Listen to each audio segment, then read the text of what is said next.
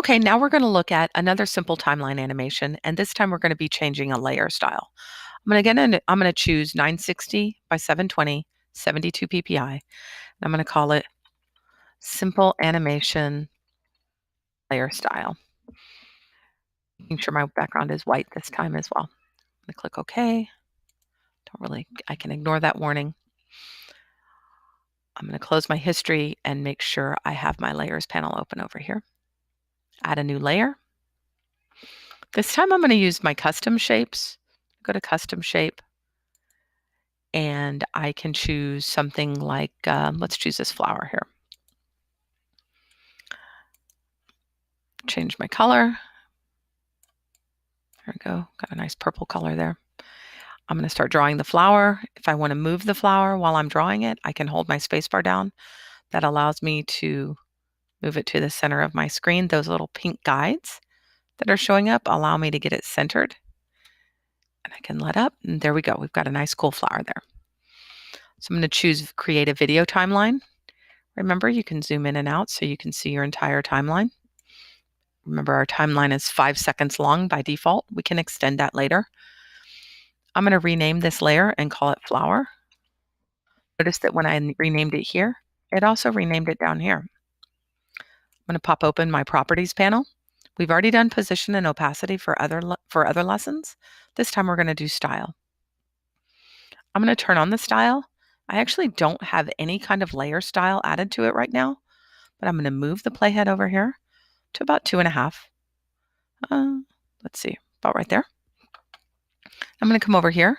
I can add layer styles here, or I can actually go up here to layer, layer style, and I can choose some other kind of layer style. I'm going to keep it simple. I'm just going to use bevel and emboss for right now. When I do that, you'll notice that it put a bevel and emboss around it. I can uncheck it so you can see, turn it back on. Very nice. I'm going to click OK. I'm going to move my playhead to the end out here. And now I'm going to turn off those effects. I'm going to rewind it to the beginning. And so you'll see that it slowly adds a layer effect. And then that layer effect slowly goes away. And that should be it. That's about how to add a layer style and how to animate it. We could adjust those. There's other things we can do if we don't like it. We can also delete these. I can actually turn it off completely and start over. If I go back to the beginning and say, oh, I didn't like that layer style, I can turn it back on, start from scratch. I'm going to go back to this one. I'm going to go to gradient overlay. Choose some kind of cool gradient, maybe a rainbow. That would look cool on that. Click OK. Move it. I'm going to choose gradient overlay again. Maybe move a few things around. Click OK. Maybe come out here. Double click on gradient overlay again. Click on that. Go back to my original.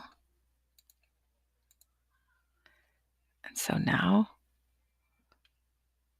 I've got it kind of changing. I think that looks a lot better than the first one I did. So let me rewind. And now you can see that the layer style is changing on the flower. Pretty neat technique. And I did that with a gradient overlay. As usual, I'm going to save as a PSD, simple animation layer style, click OK, file, export, save for web. Again, it's going to take it a little bit to load up. We're going to save that animated GIF, make sure it's looping forever. It'll give us that option. Hit save. It's going to save it there as a GIF. Click OK. And we're done.